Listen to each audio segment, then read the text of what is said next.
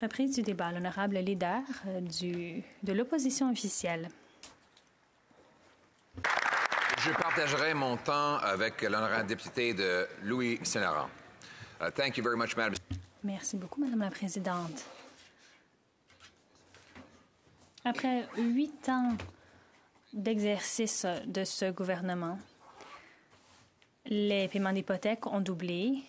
Les mises de fonds nécessaires pour le nouveau foyer moyen ont doublé également. Avant l'arrivée de ce premier ministre, ça prenait 25 ans pour pouvoir repayer son hypothèque. Aujourd'hui, à Toronto, une famille a économisé pendant 20 ans avant de pouvoir se permettre une hypothèque. Avant que le premier ministre n'entre au pouvoir, on pouvait acheter une maison modeste pour 450 000 $ et on pouvait jouir de taux d'intérêt assez modestes. Et puis maintenant, ça coûte 700 000 $ pour la même maison, les mêmes fenêtres, le même toit, le même sous-sol, le même plancher et le taux hypothécaire est beaucoup plus élevé. Sous ce premier ministre, le logement coûte 50 % de plus au Canada par rapport aux États-Unis et on peut s'acheter un château en Suisse pour le même prix qu'on paierait pour une maison délabrée de 2 chambres à Kitchener. Après 8 ans sous ce premier ministre, la pire bulle immobilière au monde se trouve à Toronto. Et Vancouver est maintenant le 3e marché surévalué au monde en termes d'immobilier. Et si l'on compare les coûts moyens domiciliaires, c'est pire que New York, que London en Angleterre, que Singapour, une petite île où il y a 2000 fois plus de densité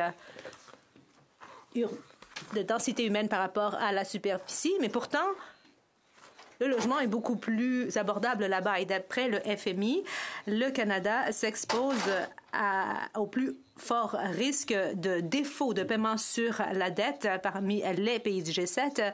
Et il y a donc le fait que les Canadiens ont contracté des hypothèques massives pour faire face aux taux hypothécaires qui sont montés en flèche sous ce premier ministre. Mais ça s'explique par 2 causes. Premièrement, le premier ministre et la Banque centrale ont imprimé 6 milliards de dollars.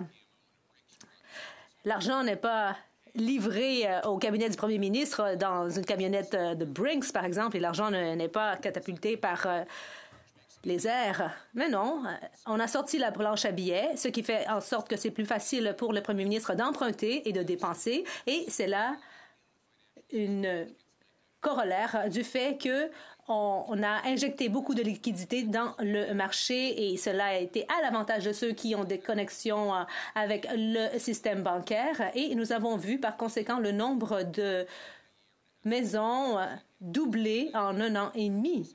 Il s'agit donc de la hausse la plus rapide des transactions domiciliaires de l'histoire du Canada. Deuxièmement, le Canada compte le plus faible taux de résidence per capita parmi les autres pays. Pourquoi? Parce que nous avons le deuxième... Nous sommes à l'avant-dernier rang pour ce qui est de la rapidité d'attribution de contrats de construction. Donc, nous devons nous attaquer, premièrement, à l'inflation pour réduire les taux d'intérêt et deuxièmement, on doit se débarrasser des gardiens du statu quo qui nuisent au processus. Le gouvernement propose un fonds d'accélération. C'est un programme de 2 milliards de dollars qui a été annoncé il y a 1 an et demi de cela. Mais jusqu'à présent, ce programme n'a pas permis aucune mise en chantier. Il y a eu une annonce qui a été faite et on a promis qu'éventuellement 2000 unités seraient construites. Ça semble beaucoup, mais d'après la SCHL, on doit accroître de 3,5 millions d'unités résidentielles le parc immobilier au Canada. Donc, même si on construit 2000 maisons à London, en Ontario, on devrait refaire cette même annonce et surtout exécuter cette annonce et donner des résultats 1500 autres fois pour rattraper le retard de 3,5 millions de maisons nécessaires. Le fonds d'accélération du premier ministre vise à copier mon plan immobilier. Bon, peut-être que du point de vue de la rhétorique, ça fonctionne, mais en pratique, c'est différent. Le premier ministre, lui, veut financer la bureaucratie, mais moi, je veux financer des résultats. Alors, je vais vous donner une analogie. Disons que vous enregistrez le plus de points et vous remportez les séries éliminatoires à la Ligue nationale. Et alors, imaginez que tout à coup, l'arbitre décide qu'il va accorder les points en fonction des pratiques des membres de l'équipe. Par exemple, les Flames, eux, sont très bons pour patiner. Alors, je vais leur donner des points. Et puis ensuite, les Maple Leafs, bon, je ne sais pas si c'est un bel exemple. Et à chaque fois, avant chaque match, il y a un caucus et puis il offre des points. Et ensuite, il va voir les Canucks de Vancouver. Il dit ils sont bons pour leur tir. Alors, il leur accorde des points pour cela. Mais ce qu'il ne sait pas, c'est que lorsqu'il s'en va, lorsqu'il a le dos tourné, les Canucks, eux, font la fête et boivent de la bière tous les soirs. Cela les rend beaucoup moins performants sur la glace par la suite. Et peut-être que les joueurs de Maple Leafs passent beaucoup plus de temps sur le terrain de golf que sur la glace. Et les Canucks, eux, ne s'exercent pas lorsque l'arbitre n'est pas présent. Donc, l'arbitre n'est pas présent et lorsqu'il est absent, il ne sait pas ce que les équipes font. Alors, ramenons tout à la réalité immobilière. Ça veut dire que en ce moment, il y a des prêts qui sont accordés aux municipalités en fonction de ce que le ministre voit.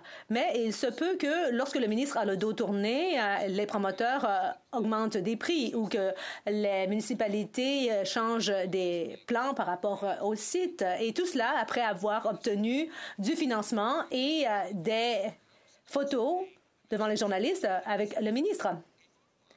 Vous savez, aujourd'hui, à la ville de Vancouver, on a annulé une annonce publique parce que la ville avait changé ses frais de développement sur les nouvelles constructions, alors qu'ils avaient annoncé le contraire la semaine dernière. Donc, ça veut dire que nos villes, ainsi que leur processus d'approbation, doivent être jugés en fonction des résultats, du nombre d'unités construites. Donc, ça veut dire le nombre de buts marqués.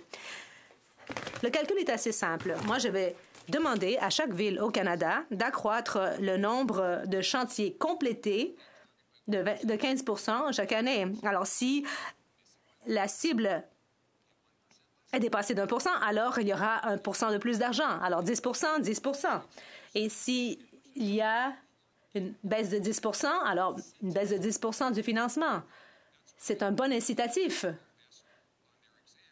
C'est pour ça que les enfants, par exemple, qui performent mieux aux examens ont de meilleurs bulletins. Et c'est la même chose aussi pour le rendement des employés dans le milieu de travail. Voilà comment ça fonctionne dans la vraie vie. Moi, je ne vais pas dire aux villes comment faire leur travail. Tout ce qu'elles doivent faire, c'est de faciliter la construction domiciliaire et qu'il y ait une hausse de 15 % de plus chaque année. Et ensuite, il faut comprendre que s'il y a davantage de personnes qui travaillent dans la construction, il y aura davantage d'impôts qui seront payés et c'est à l'avantage de tous. Mon gouvernement va payer pour des résultats tout azimut et nous allons aussi faire le ménage dans la bureaucratie et récompenser ceux qui performent. C'est un peu comme la Coupe Stanley. Les municipalités qui seront des superstars et qui accroîtront massivement la construction domiciliaire auront droit à un bonus. Ainsi, ces sommes pourront être réinvesties dans les nouveaux quartiers qui seront construits. Bon, il y en a qui vont affirmer que ce n'est pas facile et qu'on ne peut pas construire en toute sécurité de nouvelles unités de logement. Mais d'après les Américains, c'est faisable. Il y a aussi le peuple Squamish à Vancouver qui n'a pas à suivre les règles de l'hôtel de ville de Vancouver parce qu'ils vivent sur la réserve. Vous savez ce qui s'est passé là-bas? 6 000 nouvelles unités ont été construites sur 10 acres. 6 000 nouvelles maisons sur 10 acres. Ce ne serait pas possible si les gardiens du statu quo ne leur avaient pas barré la route. Alors imaginez si on pouvait reprendre cette formule à l'échelle du pays. Voilà mon plan, c'est-à-dire de construire des maisons au lieu de bâtir une démocratie. Alors bâtissons les maisons de l'avenir. Et on va s'en remettre au bon sens des Canadiens. Ramenons le gros bon sens. Ramenons-le chez nous, chez vous,